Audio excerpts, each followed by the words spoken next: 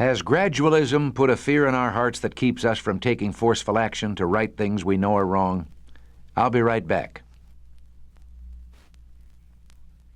Many decades ago, the Fabian movement was born. Its purpose was to impose socialism on the world through gradual and silent encroachment. The Fabians believed that by achieving certain programs not perceived by the citizenry as socialistic, the world would one day awake to find it had accumulated so many of socialism's goals that it might just as well go the rest of the way. So far, the Fabians have been pretty successful, and their success could be used as evidence that gradualism is the way to get things done.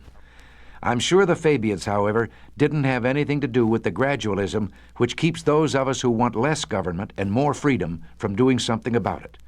The gradualism I'm talking about is our tendency to believe that if we were to suddenly wipe out unnecessary and unwanted government programs, chaos would result.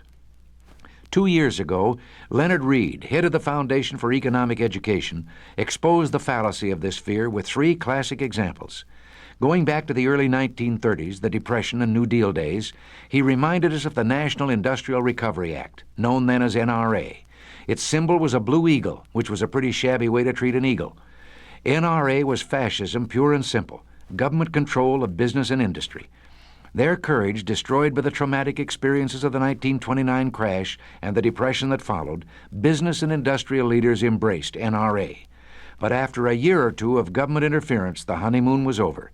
Business wanted to rid itself of the political monster, but gradually they were convinced that to end it suddenly would wreck the economy. Then in May 1935, the Supreme Court declared the blue chicken, no one called it an eagle anymore, unconstitutional.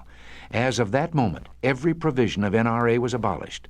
There was no chaos, the economic indicators started upward, and though the Depression would continue until World War II, business was better, not worse. Read's second example came with VJ Day and the end of World War II. President Truman greeted the news of victory by ordering cancellation of all war contracts. They amounted to $45 billion. He was told that would ruin the economy. He replied, quote, "Cancel them," unquote. Telegrams were sent ordering all contractors to halt all production. There was no pandemonium. Production of long-denied consumer items took over, and again the economic indicators moved up. No one went bankrupt, and there was full employment. The third example was also post-war. The Allied command in Germany had imposed Keynesian economics and all manner of controls on the German industrial complex. They chose Dr. Ludwig Erhard as their German economic advisor. Then one Sunday evening, Dr. Erhard went on nationwide radio and announced, "Beginning tomorrow morning, all wage, price, and other controls are off." The Allied Planning Commission told him he could be imprisoned for such an unauthorized action. They said, "You have modified our controls." He denied this. He said, "I haven't modified your controls. I've abolished them." He was ordered to appear before the Allied commander, our General Clay, who, bless him, told Earhart he was the economist and he would have the general's backing. We all know that chaos and disaster did not result from the doctor's unprecedented action. An economic miracle did. The recovery of West Germany that astounded the world. So much for gradualism. This is Ronald Reagan. Thanks for listening.